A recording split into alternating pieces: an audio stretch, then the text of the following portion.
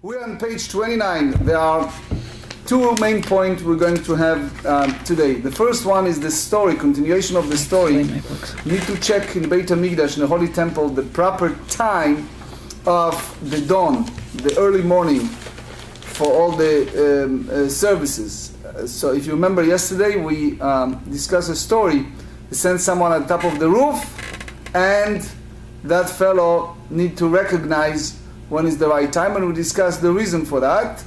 Do you remember the reason? It was a fellow that messed up. Remember, it was a fellow that thought that it's the sun, and it was actually the light of the moon.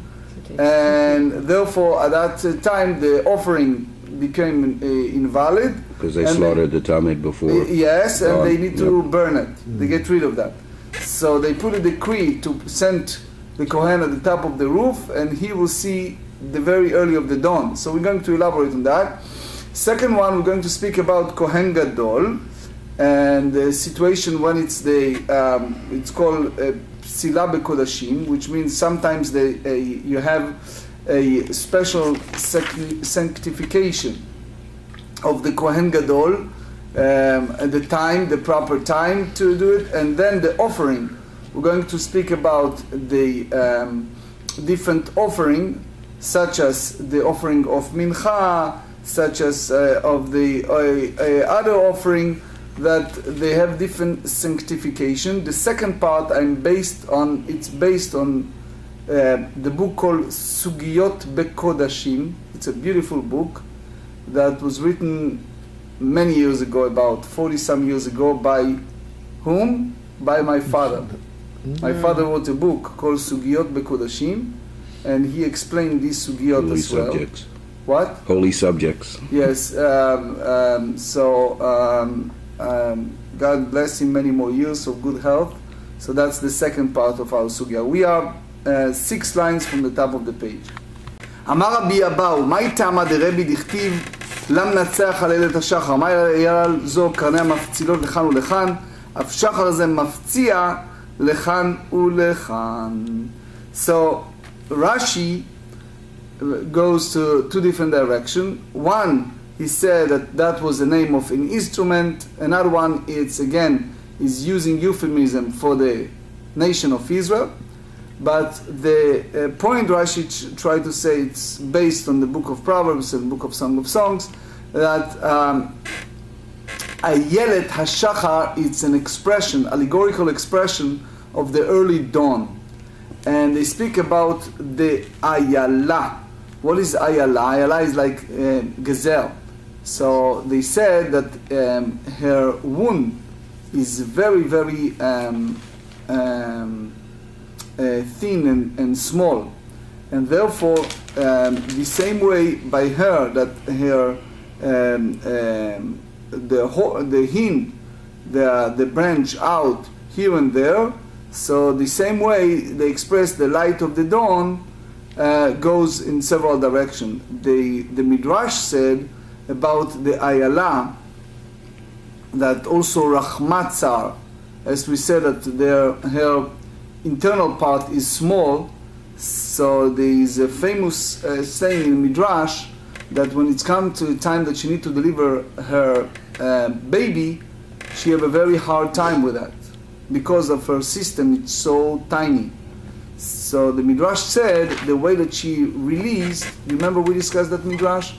So they basically have a snake that come in and he bite her, and as a result of biting her, she can easily deliver the baby. That's one of the great miracles that Hashem created among animals. If you see it in the nature, that's the story of that animals, that she have a very hard time to deliver, and that's their way she basically delivers. So in other words, Hashem sent the Nachash in a sense to do for her a favor by biting her. What? And that snake don't poison her? So according to what we understand, it's not. Remember that not every snake poison. Right. Not every snake carry poison. That's true. Right. But it's another point. In fact, the vast majority don't. The vast majority don't. Yeah. Linda Greenberg will tell you, because she's so much with this animal stuff. She said that, You see, sometimes you go to the mall and other places, these people that have snake around their body, so they take it as a pet. There are people like that. Anyway, I remember a story I heard from one of my Rabbi. He's telling us a story that happened at the 50s. The Ponevezh Rav, Rabbi Kohanim, who was the Rosh Yeshiva of Ponevezh, he used that for very unbelievable expression. It was a special Memorial Day for the Jews in Lithuania, in the Ponevezh Yeshiva. It's a huge yeshiva in Israel, huge. So the Rosh Yeshiva get together the student, Rabbi Kohanim, and he called that day a Memorial Day for Lithuanian Jews, Yom Zikaron Liyudei Lita. So he used this example of the snake and the, how do you call that animal, gazette or Gazelle. Gazelle. So he used that example to say that post-Shoah, the story of the Shoah, he said how the gazelle saved, because she had the snake, otherwise she and the baby may die. So he said, which is a very hard concept, he said it's a horrible, awful thing to think that the gazelle needs to deliver the baby this snake to be beaten. And he said that's the story of the community in the Shoah. And he said no one understands why the Shoah happened and how it happened and why that created upon us. And so many fellow Jews turn away from Judaism because of the Shoah, which we don't know what and why. He said, humbly speaking, I think that has to do with that story, that part of the capability for the gazelle to deliver the child, they need the snake to bite her. So you can derive from that, like some rabbis, that's the state of Israel, that after the Shoah, many nations recognize that the Jews need to have a state, etc. But anyway, just a side story. Amar Rabbi Zera, Lama nimshela Esther. So before I forget this, so the Ponevezh Rav said that that's applied also to the Geula, to the time of our redemption and salvation. The Rabbi is so much speaking. They said we need sometimes the bite of the tongue of the snake in order to reach a point of Geula. That's how do you say it in Yiddish? Moiredi kezach. That's frightening to think that way. Omar Rabbi Zera, Lama nimshela Esther, because King David composed the book of Psalms, and there are some who say that Lamnatzech Halel Tashechar composed by Esther. So she compared to Ayala. It's either written by Esther or by King David. So allegorically speaking, Esther Malka, the Queen Esther, compared to Gazelle. Lomar lecha, to tell you, Ma Ayala Rachmat Tzar, וחביבה על בעלה כל שעה ושעה כשעה ראשונה, ואסתר את החווה לאחשוורוש כל שעה ושעה כשעה ראשונה. So the avenue here, they speak that Esther, the same gazelle, that the womb is narrow and desirable to the mate. So the same way that Esther was likened by Achashverosh, the king, every time. But אמר רב אסי, למה נמשלה אסתר לשחר, לומר לך מה שחר סוף כל לילה, אף אסתר סוף כל הניסים. So he said that the miracle of Purim that happened at the time of Esther was the end of the era of Nisim, because the Maharsha said usually the sorrow, it's always compared to the darkness, to night, and the salvation, it's like the day. That's always in a euphemism way, they compare it. So they said the Esther is like is showing that there's a light at the end of the tunnel, that is something turnaround. So the Gemara asks how appropriate it is. Now we're just completing the Chanukah, ve'aika Chanukah, and you know many times I ask that question: what happened first, Chanukah or Purim? Purim. And I'm sure you know that Purim first, as David said. So it's not correct to say that Purim was the last one. So the answer is Nitna lichtov kamrinan. The same way as we said that Esther is in a way the last salvation. So it means that was the last one that the sages put as a part of the canon, part of the sacred book. The Hanukkah miracle happened later, but it is not part of the 24 books of the Tanakh. It is part of our history and part of our miracle, but the story of Purim did not incorporate as part of the Tanakh. The last one is the Purim, the story of Esther. So, Rabbi, just a quick question. So, as I understand it, then none of the nothing that occurred during the era of the Second Temple then was included as part of the Tanakh. It was basically it's up a good question. Yeah. The rabbis get together. Everyone should hear that; it's important.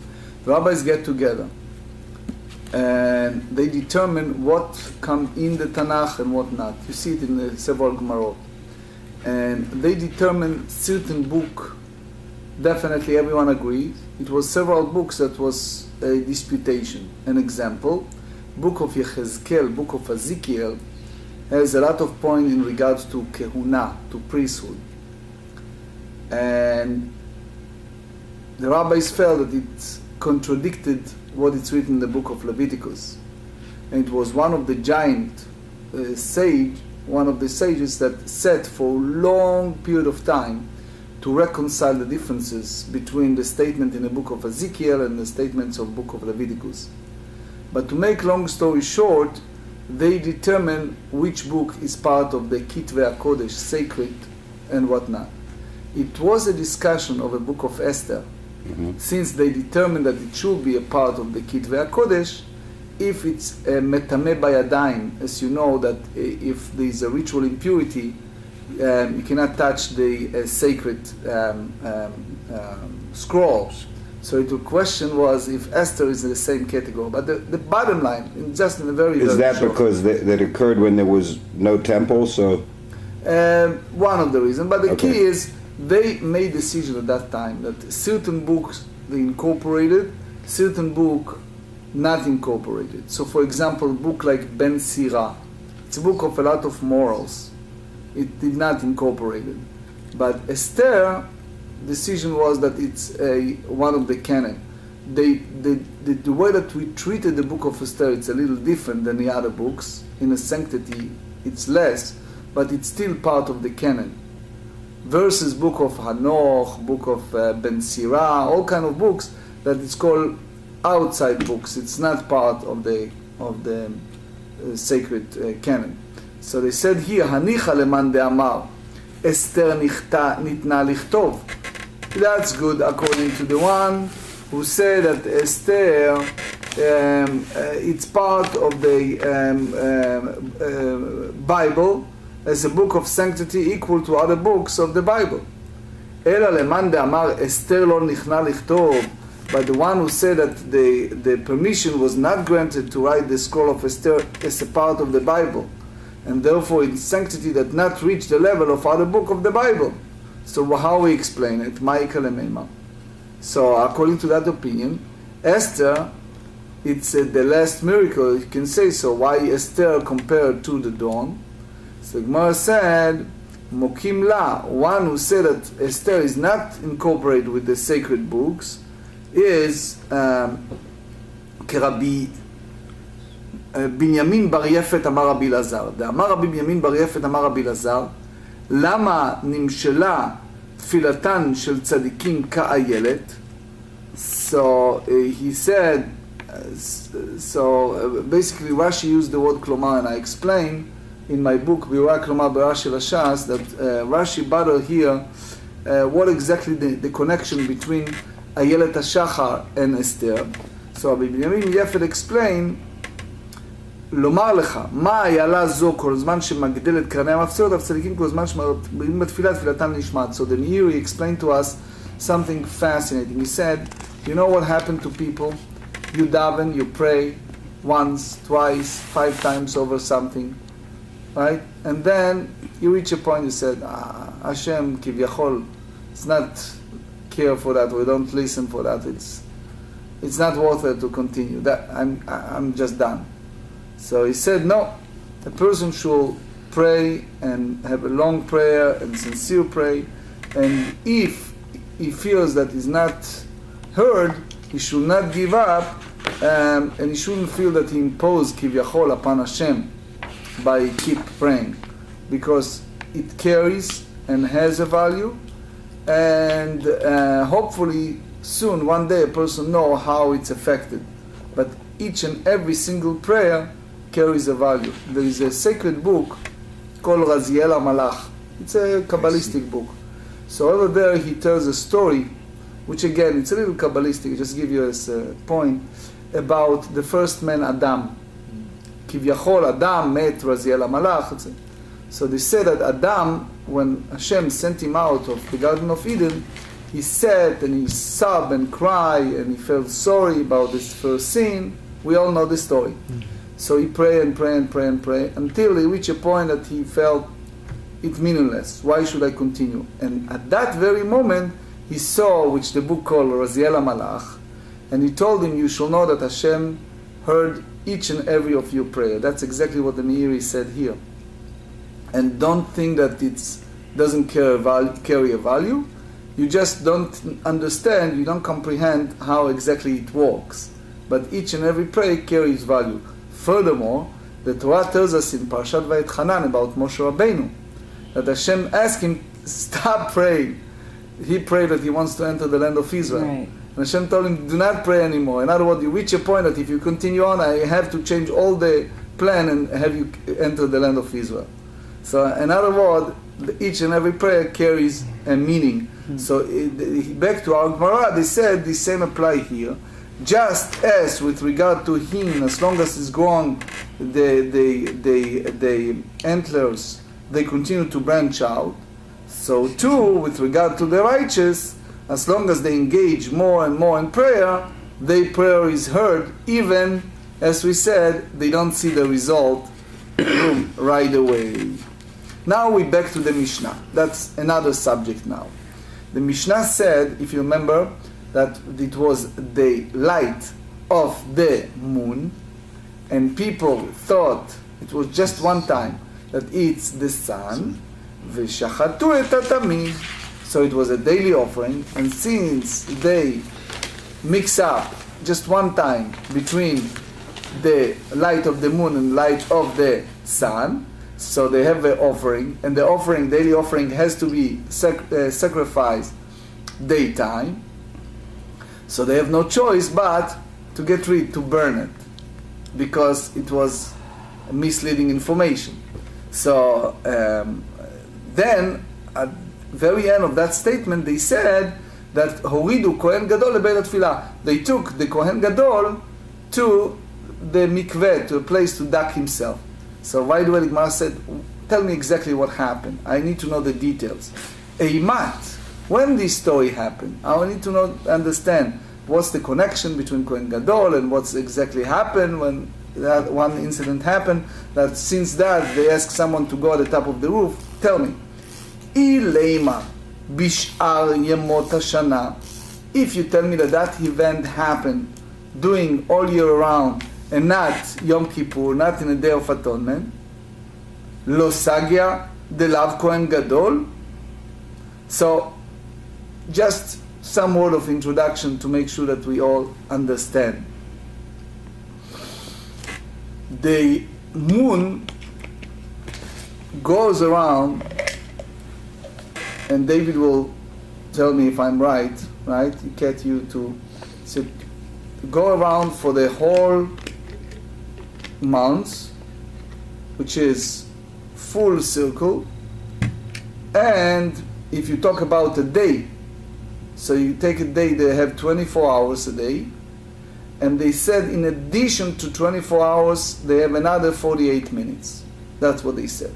Right. 24 hours, in addition 48 minutes. So what happened at the beginning of the month, you do not see the moon. Why? Because it's come up together with the sun, and it goes down together with the sun, when the sun set together, and therefore for that short time you do not see the moon. In other words, it's active during short period of time of a day for 48 minutes, and then you move close to the night time and you see it in full. So Rabbeinu Hananel explains here that the 10th of the month the moon is set before the sun rise, which means the mistake here is they look in the morning, and they look in the morning to where? To the east. So the problem is you can't have it on Yom Kippur. Yom Kippur is the 10th of the month. So the sun comes from the east. It's irrational to think that time that event happened. If you tell me it happens in Tammuz, in the different times, that's fine. But how at the 10th of the month that happened, that incident, that the mix between the moon and the sun? So they said, Lo tzaged elav kohen gadolu. It's not necessarily kohen gadol. It can be any kohen, not necessarily kohen gadol, which means each and every kohen that comes and does avodah, does service, he needs to duck himself in a mikveh, in a ritual bath, before the service. Ela biyom הכיפורים. You tell me that happened the day of atonement, that at that time the high priest, the Kohen Gadol, does all this type of work. Me'or halvana mi'ika. Is that impossible? Is that unlikely that happened at the 10th of the month? So the Gemara said it has to be that event that we described, that the mix between the two, happened during the year round and not on Yom Kippur, because they said Hare ke'amar ubiyom הכיפורים ki ka'amar ki amar, which means before they start the avodah, the work. So what did they do? The first things, the same as Kohen Idiot, everyone, they do barak barkai. They announce that the sun rise. Horidu Kohen Gadol lebeit hatvila. So it means, according to Rashi and Rambam, it's two different points. The first one is the story that the sun rise, and the story that someone one Kohen mix up one time, happened with the regular Kohen Idiot, and can happen anytime, can happen in Tammuz, whatever it is. And that time was takala, what's a mistake with the daily offering, and they get rid of that.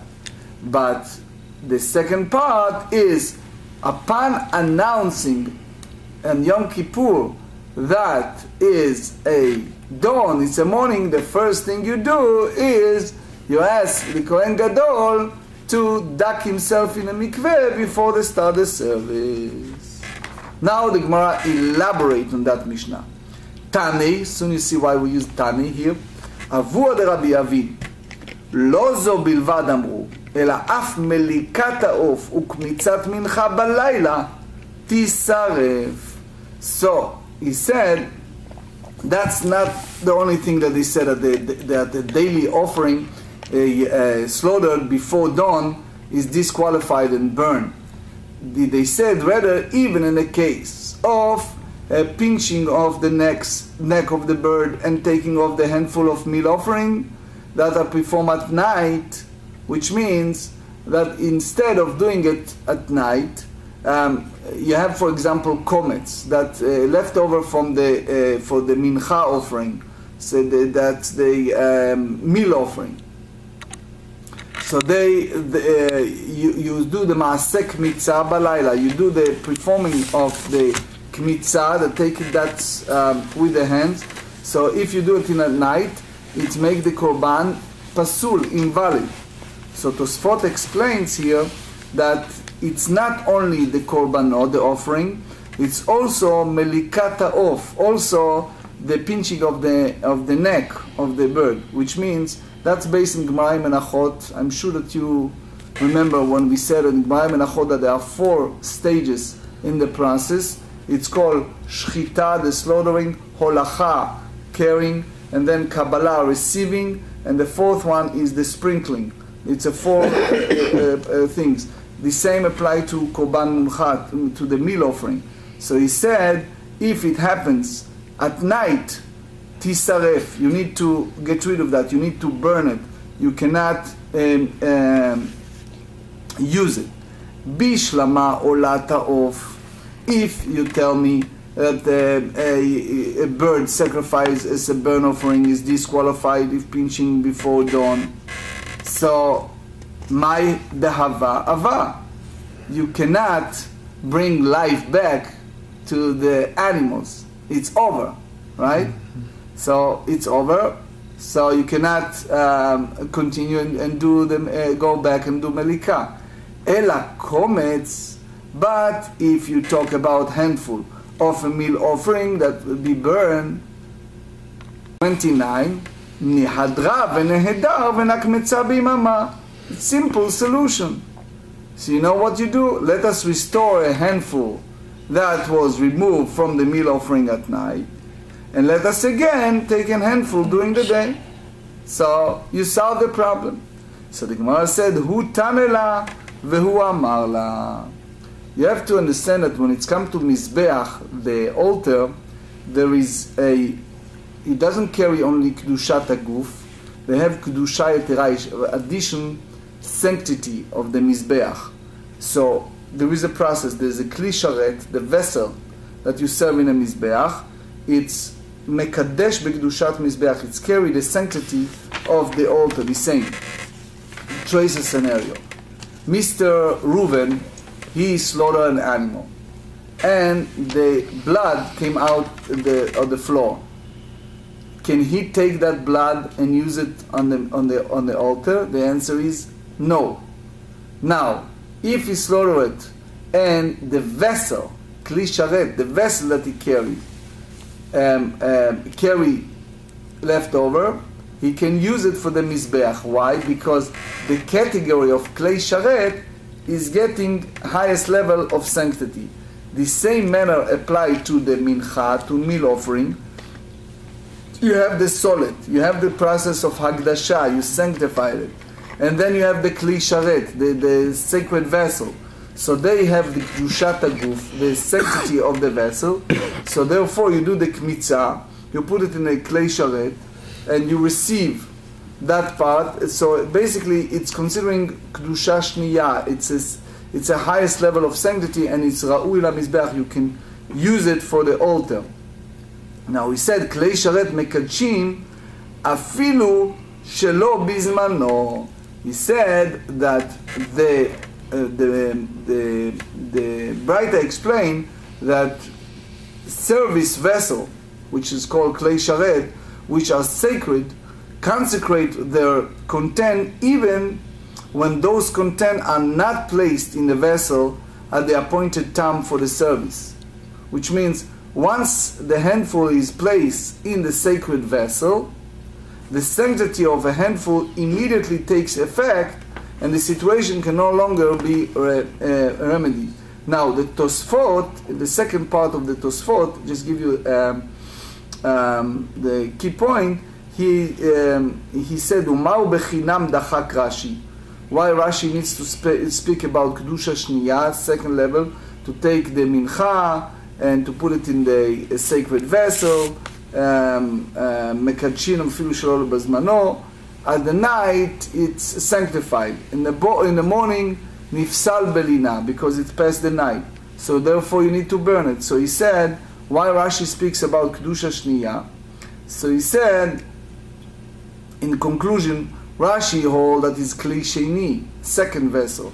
Tosfot said that the comets itself, this part, it's have left over, and because it's overnight, it's no longer valid. And at night, you take it to Beit HaSrefa, you get rid of that. So therefore, so you cannot no longer in this situation have a remedy. Meitive, זה הכלל. כל הקרב ביום קדוש ביום, וכל הקרב בלילה קדוש בלילה. So for example, if we speak about mincha, or levona, or ktoret, incense, or the blood from the mizbeach, so all during the day carry a kedushat haguf, the sanctity during the day. But at night, for example, you have minchat nesachim, that meal offering of nesachim. So all of that, if it's scary. That sanctity, it's at night time because you can serve it at night. וכל הקרב בין ביום ובין בלילה. Any type of offering that can be brought in both either at night or during the day, both. So he said, Kadosh ben bayom uven is sanctified in both day and night. Ktane mihat. Kol hakarev bayom kadesh bayom. Anyone it's consecrated during the day, he can be offered during the day. Bayom ein, balayla lo. It can be sanctified only during the day, but if you put it in the sacred vessel at night, it doesn't carry that kedushat haguf, that sanctity. So they said, Dilma eino kadosh li karev, aval kadosh li pasel. So you can say that it's not sufficiently consecrated to be sanctified on the altar. However, it is sufficiently consecrated to be disqualified. So when it's come to disqualification, that part is considering the same as sanctified in Kedushat HaGuf, and therefore it became disqualified for all these different points that make it disqualified. It apply not to the sanctification of sacredness of money or things like that, but only the sacredness of the body. So the moment that it's used that kmitza at night, it becomes invalid. So Mativ Rabbi Zera challenged that, and it's from the Mishnah in Tractate Menachot, page 100a. Sider et halechem, if the Kohen arranged the bread, ve'et habasichim. So basically the Kohen set it up in the Shabbat, and is there until the following Shabbat. And also he takes the vessels of the what is called frankincense, right? Frankincense. Achar Shabbat, after the Shabbat, and you put it on the bread on the golden table after Shabbat, on Sunday instead of for Shabbat. So ve'iktir et habazichim b'Shabbat, and he burned the frankincense on the vessel on Shabbat. So they said, what happened? Psula. So it's disqualified. Why? Because the bread was not arranged at its appointed time, and therefore will not be arranged on the table for the requisite 7 days. So keitzad yaseh, how should he proceed to prevent this type of disqualification? So the Gemarrah said, Yanichenu, he put this shewbread on the table, and he shouldn't take it that Shabbat, which is the first Shabbat that the bread is on the table. It should only bring other frankincense and set it with the bread, and then it will set la Shabbat haba. They should be up to the following Shabbat, which is the second Shabbat that the shewbread was on the table, and that Shabbat they should use this frankincense and the bread, give it to the Kohanim, they should eat it. שאפילו עמדה על השולחן ימים רבים, אין בכך כלום. That even it stay on that table long time, it's nothing made it invalid. Ve'amai, why? Because we said earlier that kli sharet, the sacred vessels, can make it disqualified. Tikdosh ve'tipasel.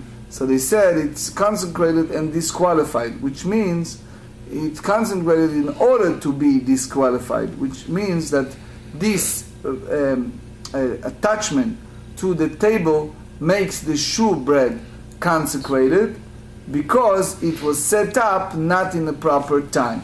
So the Gemarrah agreed to that point, and they said, Amar Rava, man deka motiv. Rava said, Rabbi Zera, who raised the objection, Shapir kamotiv, raised the proper objection as well. V'avua de Rabbi Avin, Nami matnita kamar.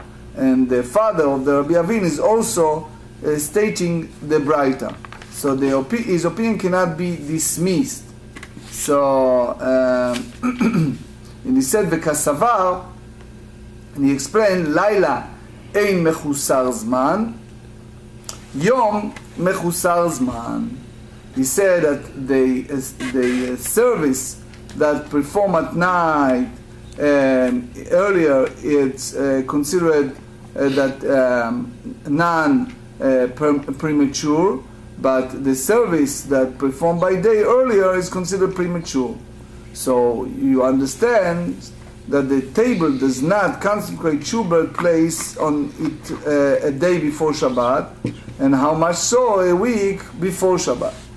So the Gemara challenged us and said, Kimate beishimshe tikdosh v'tifsol.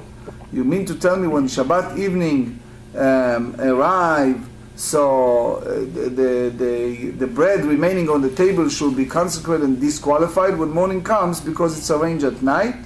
Amar Ravina shekadam vesilko. Ravina said that that's referring to a case when one removed the shewbread from the table before the nightfall on Friday night to prevent consecration and disqualification.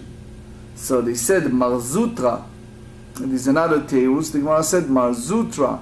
And some said, Rav Ashi said, Afilu tema b'shelo kadam v'silko, even if you say that he did not remove the shewbread before nightfall, since he arranged the shewbread not according to the procedure dictated by its mitzvah and at appropriate time, kevan shesidro shelo kemitzvato, since he set it up not in the proper day to set it up, so guess what? Nasa kemo shesidro akof. It's like a monkey arrange it, which means that it's something that not involve any dot, any thinking, any brain. So that's not make the shewbread consecrated at all. So therefore, it's not disqualified because it's made it at night and made it with lina. So you see here that Rashi explained that that this sacred vessel sanctified that shewbread or the comets to make it invalid, which means that if you have this bread that's set up during the weekday, you have to sanctify that bread to take it out of the table and set it up for the following week. That's the way Rashi explains, and it means that the Bach elaborate and others. They said what we explained when it no Shabbat haba, that put it in the following week, doesn't mean that he should leave it, but it means that in the Shabbat morning he should take it out from the table and set it up again for the following week. First halacha, which is very important for us to learn, is the value of tefillah. We explained, the Meiri tells us, and you see it in other places, that each and every prayer carries a very deep meaning, and even sometimes we feel that we pray in vain and things not answers, and we keep praying. The Rabbi says that we should not feel imposing and we should not feel that we should give up, because each and every prayer carries a meaning. And we brought a source from the story of Moshe Rabbeinu in the book of Deuteronomy, that he prayed until God told him do not pray anymore, which is a proof that each prayer carries a meaning. It just not always work in the way that we understand. Also, another halacha is the Rambam Sefer Avodah Hilchot Midim Umusafim, chapter 5. Lechem shesudar achar Shabbat. Both the shewbread and the accompanying vessels of frankincense that were placed on the table after Shabbat should be left on the table until the next week, at which point the incense should be burned. And we explain, according to Mishnah in Pirkei Avot, chapter 5, Mishnah 5, that was one of the miracles that happened in Beit HaMikdash, that the shewbread stay fresh for weeks to the following week.